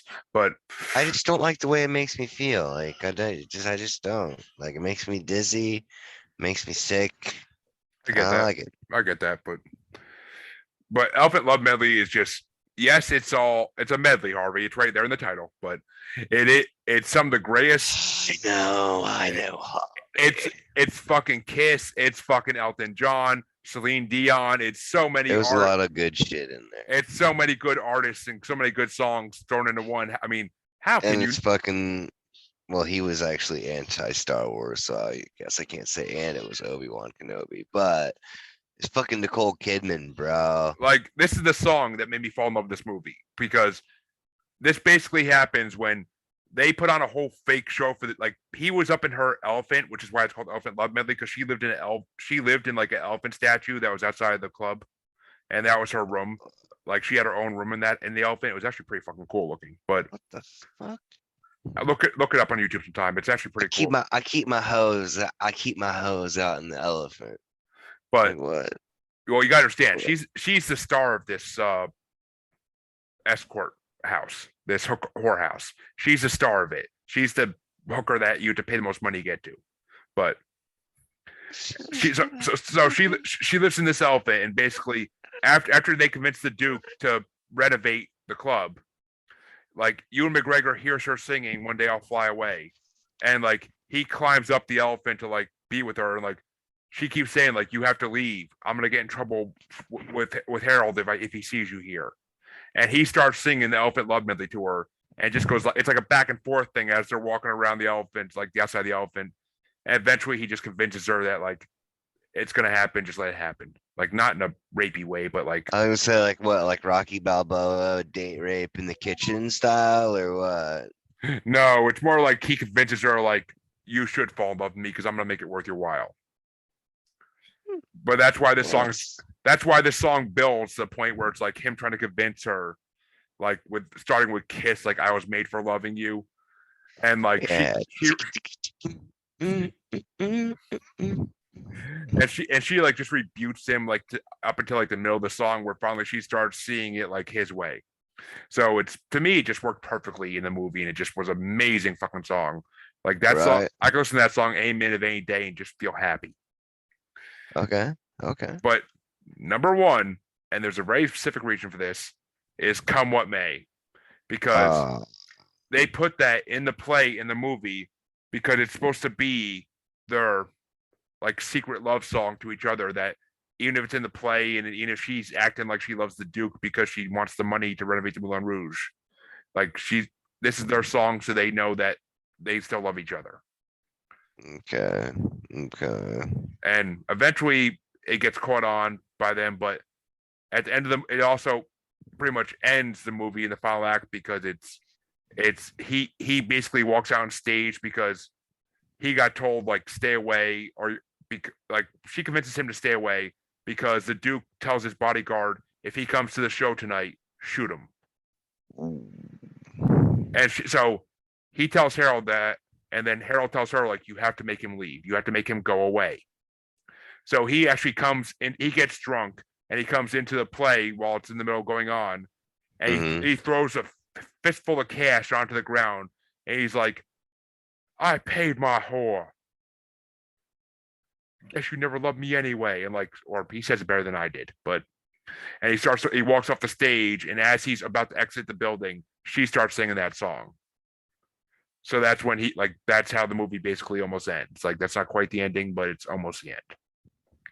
And it's amazing, that song. Like, it makes everybody realize that they're really in love and that they need to start respecting her enough to let her love who she wants to love without it being about money. And then the movie is a very sad ending after that, but I'm not going to ruin that for anybody who hasn't seen it, even though it's been 21 years since this movie came out. But that's my top 5, my 2 honorable mentions. Harvey, I'm kicking the shit out of you in this bingo thing. Harvey, I'm dying to hear. All right. We have 2 songs in common, I think. What we share, the number 1. I agree with you with Come What May. That's my number 1. That's actually, I like this. I like the song. I did have to say, I didn't love all the music, but I enjoyed that one. So that's my number 1. Number 2 is One Day I'll Fly Away. Interesting track. I enjoyed the music. I enjoyed the vocals. I enjoyed it. This is me literally going in order. I was usually going backwards, but I'm just gonna go straight through. What were you gonna say? Does that song make more sense now that I explain what it's about? I understood. Okay. I understood it, but yeah. Yeah. The rest of the stuff is weird. Number 3 is Complète de la Batte. Really? Yeah. I found that song interesting. Can't say why. A lot of these songs, I can't really explain why I like them. It's just got to be, sometimes music just hits you in a specific way, in a particular way, and you can't really explain it. I liked it. Number 4, and this is strictly because it's a song that I remember long before this movie did it, was Lady Marmalade. Dude, that's funny. Yeah. Bingo. I love this song. I love this when LaBelle did it in the 70s. I love Yeah. Patti LaBelle. I've always loved that song, and was not particularly, and I was not a fan of this remake, but they did it for the movie and whatever, and that's And fine. I actually remember in the 2001 MTV Music Awards, Little Kim and Missy Elliott and all the other one, all 4, and Pink and the other one who were on it, were all on. They all came out and performed it at the MTV Music Awards, and I'm pretty sure Patti LaBelle was with them. She might have come out and sing the hook or something. I'm trying to think. It's Missy. It's Little Kim. It's possible. It's Maya. Maya's probably the person you're not. Yeah, thinking Maya's of. what I couldn't think of. Yeah. Yeah, I remember. I listened to that song and I'm like, I remember the actual version. I'm hearing this. It's okay. I didn't need the rap version to it. I liked it the way it was. It was provocative enough when it came out. Yeah. They just had to, just bump it up a bit for the movie. Bump it up But- for Like I gotta make that money. like I said in the chat during the week, like it was only in the movie for a second, like when they first go to the Moulin Rouge. It's like part of the medley that's playing in the Moulin Rouge. Like, but it wasn't really a big part of the movie, so that's why it wasn't on my list because I wasn't a big fan of it either. Like the original version is so much better. I agree. And I think the only other song we agree on for me, number 5, is Elephant Love Medley. And I don't like medleys, but I might back. It's one of those ones where, yeah, It works I'm out with well. you. I'm totally with you, man. Yeah. Like, Yeah. I was It is. surprised to hear you say you liked it, but How can you not though? Because it's so many classic it's like rock catchy. songs. It's classic rock songs put together in a really brilliant way. Like Yeah, My like thing is that I gotta like a cover. I gotta like when somebody if it's Yeah. songs that I like. I don't like when somebody does it the way and do it the way I don't like it. So that's why I had the problem with Rhythm of the Night because I don't like the way they do it. But this was acceptable. It was okay. I recognize what the songs were. I like how they put them together. So it was okay for me. So those are my 5. Based on the music and to see how it's put together, I'll try to make a little bit famous, more buddy. of an effort You're famous. to actually You're see famous. this, to actually see the movie. I'll make you famous. If these kids go to bed early enough and I've got some time, and I think it is HBO Max, I'm not sure where it is, but if that's it, if I get time, I'll watch it, and then I'll probably have a different review or a different appreciation for the music. But that's my top 5. I respect that. I mean, the Elephant Love medley was freaking amazing, and I respect that. The Compagnie de la Boue, like that's Oh my God. that's one of those tracks that's like in the background of the movie. Like it's not really like, but I want to hear from Harvey. What did you think of the Nature Boy opening and closing by David Bowie? I love David Bowie. Yeah. I'm easy. I like David Bowie, so I'm fine easy, with that. he says. Yeah, he's a classic. Easy classic like artist. Sunday Yeah, morning. yeah. So I enjoyed them both, and But- it's Nature Boy, so I kind of in my head Ric Flair pops up. But Yeah, I knew you were gonna say that. I knew you were gonna say that. Woo! Right, but I enjoyed them. I enjoyed. But I mean, yeah, Nature Boy is what does open the movie. Like that's, but I like that they use the Beatles lyrics for that one because if I'm not mistaken, that's a Beatles song, right? Kind of. Yeah. Like we spoke of May things, fools and kings. Like that's a Beatles song, I believe that is or a Paul McCartney song. I forget which, but essentially him. Yeah. but Mhm. Sir Chancelot, your top 5. Yes, well, here we go. This is not this is in no particular order because I kind of basically went into it just like I got to get to this because I got to write down 5 of them, and then I kind of came across like, wow, hold on a second, wait a minute, these aren't too terrible. Because like I wrote down Lady Marmalade, like I forgot about it, which is weird. That's one thing that really I wanted to kind of point out, kind of in favor for the album in and of itself, is that like I knew I had that gimme point right out the gate, and while I was listening to it, I forgot about it being there. And then Well, it's funny while you're drinking. I'll say this because the Lady Marmalade song, all I ever think of when I hear the chorus of that is the episode of Fresh Prince where Hillary goes to see a psychic, and Will gets up in the psychic's face and he's like, "Gitchy, gitchy, yeah, yeah," and it's like that's all I ever think when I hear that song is that one episode of Fresh Prince. but mine actually, so number 1 for me is Because We Can. Oh. Number 2, Surprised. what I'm surprised by was that. that? Why? I don't know, just because that's a song they did just for the album, kind of, because that's part of like the opening melody when they go into the Moulin Rouge in the beginning, just like the Capant de la Boue, or not a Quid de Boue, like the other song Harvey said, but I forget which one it is. But it's just one of those opening songs, like it's like Lady Marmalade, like it's just in that opening like medley they do when they go into the Moulin Rouge, and that's the song that Nirvana is in too as well. But Oh, okay. Okay. But and I wish they put that on CD, but they actually didn't put that in either of the soundtracks. I don't know why. Maybe too many licensing rights. I don't freaking know. Probably. But no, yeah, it was definitely, Because We Can kind of just caught my ear. And then the Elephant Love medley caught my ear because I was like, holy shit, is that fucking Ian McGregor? And then I was like, oh my god, it fucking is. And then I'm pretty sure it was him anyway. Either way, I know at one point I looked up and saw that Nicole Kidman and Obi-Wan Kenobi were singing a fucking song together, and I was like, oh, shit. And then El Tango de Roxanne, of course, because it's fucking awesome. And then I like Roxanne as well. I knew you'd pick that one because of like the Addams Family type like background. Like I knew Yeah.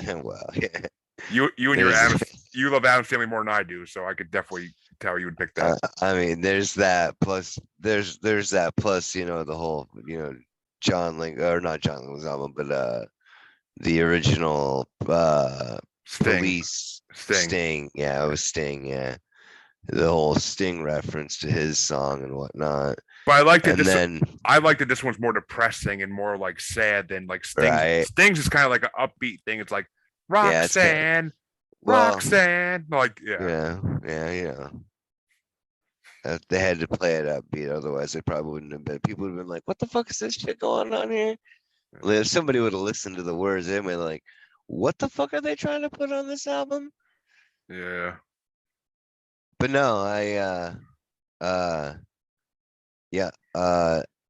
number 4, it was around the time where I was like, I'm not sure if I'm gonna find another one that I like.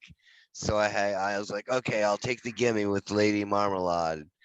And I was just literally on because I needed to fill a slot. Buzzing. Number 5 for me was Hindi Sad Diamonds. Yeah. Just because, it's catchy.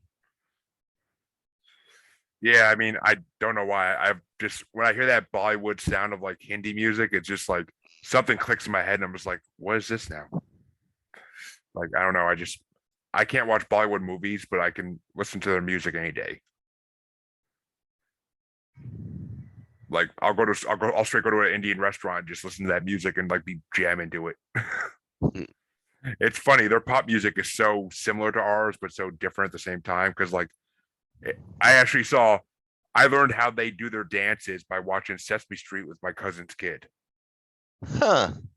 Well, all right then. Because they actually, I think it's Grover and his partner he runs around with all the time when they go around the city and learn things. Like it was one of those things because I saw the episode like right. I saw the episode like 10 times because my cousin's kid when I used to watch every Friday night was really into it. So we used to watch Sesame Street for hours on end. But yeah, Abby Cadabby. But all right. So we got all the albums talked about. So and Harvey's actually considering watching the movie now. So I accomplished my goal I came to accomplish. Basically a win for you. Now, I may make Vito sit on you and make you watch it, but fucking I mean if you get it, if you paid him, he'd probably do it. That's just because he's an asshole. I'm waiting to hear him from the background like, fuck you, Chancy. But because he knows I ain't lying. If you paid him enough money, he would actually forcibly sit me down and make me watch a movie. Yes, he would absolutely do it. Well, if he's like me, all you have to do is put a leg across you and you'd be stuck in one place. So, but yeah. How much, Vito? How much? But no, I wouldn't do that to you. As his attorney, I'll have to make the appropriate negotiations on his behalf. It's gonna be like Trailer Park Boys when freaking what's his name? I can't even think of it right now. Fucking what? Ricky? No, well, Ricky, but who's the celebrity who wants to sleep with Ricky's ex-wife? Oh, I forgot. I have no idea. Tom. No, not Tom. Yeah, it's the episode with Snoop Dogg and oh my god, I want to say Tom McDonald, but I know it's not right just because fucking Freddie always putting that in my head. Tom Arnold. Tom Arnold, yeah, dude. Yeah, Tom Arnold wants to fuck Lucy, and he tells he tells why am I blanking on all the? He tells Sarah, I'll give you $2,000 if you could hook me up with her. That's Or no, he tells no, oh no, I'm fucking this all up. He tells Julian, I'll give you $5,000 if you can make this happen. And then he goes to Sarah, he's like, I'll give you 20. He's like, Tom Rollins wanted to pay $2,500 if you can make this happen. And she goes to Lucy and she's like, $1,000 is a lot of money. You can make $1,000 if this happens. Like they're all taking their cut out of it as they make it happen. Well, of course. That's what you negotiating for. That's what you negotiating for Vito reminds me of. But right. it's gonna be What's like up? it's gonna be like Vito says $10,000. Oh no, Vito said $20. But all right, well, it's that time, Chancy. That time where one, we thank Harvey for coming on and putting up with our nonsense. And of course, we had to go with the elder statesman bastard for the first one. Indubitably. So next week we shall have the head bastard himself, Freddie Fisher. Chancy, what are you bringing to the table for Mr. Fisher?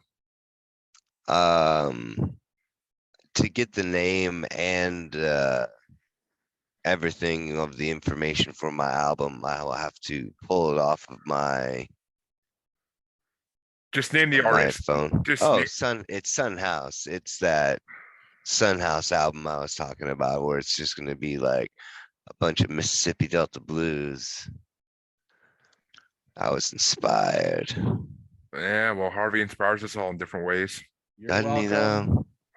Yeah. Oh no, for real. You should thank him because it's good. It's good stuff, man. I can dig it. I can dig it.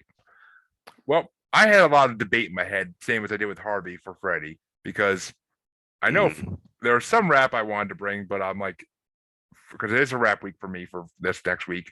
And Freddie, like, I know Freddie's not into rock right now anyway, really. So rap's going to be what he wants regardless. And I was originally thinking he likes Mad Child. Maybe I should do some more Mad Child. But I'm like, no, that's too easy. I want something he hasn't really heard before. But he did say he was interested in it in our chat after our first episode of this show. So I'm throwing him Esham's Judgment Day Volume 1. Because Nice. I can't throw the whole CD on because it's 30 songs with both sides combined. Yeah, right. Because it's hardcore. because it's classic early 90s rap where it's a two-side CD. But Right. he's gonna get Esham's Judgment Day Volume 1, and I know you're gonna enjoy that too, Chancy, because you dug Esham last time, and this is Esham truly hitting his nickname as the Unholy Black Devil. Yeah. Interesting. So I will That's funny. I will break down the CD into the first 15 songs into a playlist and send it to you and Freddie. I wish I would have known that it was a 2-disc set, and then I would have been like, mine is the second disc to the whole ass album. Nah, it's appreciated more if it's listened to separate. Trust me. I'd be like Bullet and Butterfly Wings because by the Smashing Pumpkins, because it's like literally a 2 CD thing, and it's got awesome songs on everywhere. But No, it's like I get it. it's more like But it Vanilla was Ice. fun. It's more like Oh God, no. it's more like Vanilla Ice's bipolar CD he put out in 01, where like Oh, both CDs are different completely, but Alright. they're the same album. But all so right. we gotta do. All right. I might bring up part 2 for another bastard, or maybe someone else from Masturbators, but we'll see. All right. Yeah, But- I'll have that information to you before sundown tomorrow, Sounds good to me. so that way we can do all that stuff, and then I'm gonna find out what it is Freddie's gonna have us listening to. Yes, I'm quaking with that one, but I'm quite. Yes, I'm a quiver with anticipation. give me all the wrong feelings right there, buddy. But but once again, thanks to the great Harvey Laguerre and to all our listeners. If you want to get inspired, check out Men of the Prize and check out Love is Black. I haven't listened to Love is Black yet, but I've heard great things. I have too many podcasts, and love podcasts are not my thing. Just me. But Men of the Prize, I've heard every episode of, and it's a damn good show, and it makes you stop and think about yourself as a man. And I am also on an episode of it, and maybe Sir Chancellor can get on an episode in the second season. I'm definitely not against the idea. I mean, fucking love Harvey, dude. Harvey's an awesome guy.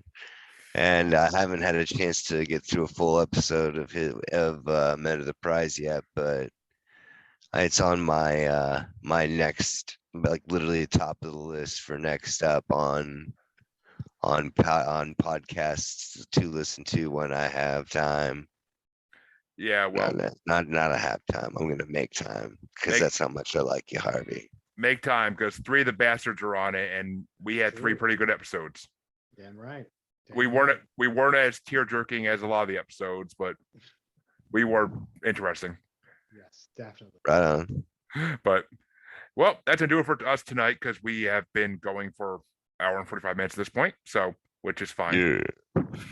We thank you for listening to Maniacal Music Musings, and we will be back next week, same time on Parahost Network streaming. And have a good night. Say goodbye, Chancy. Bye, Chancy. Bye, Chancy.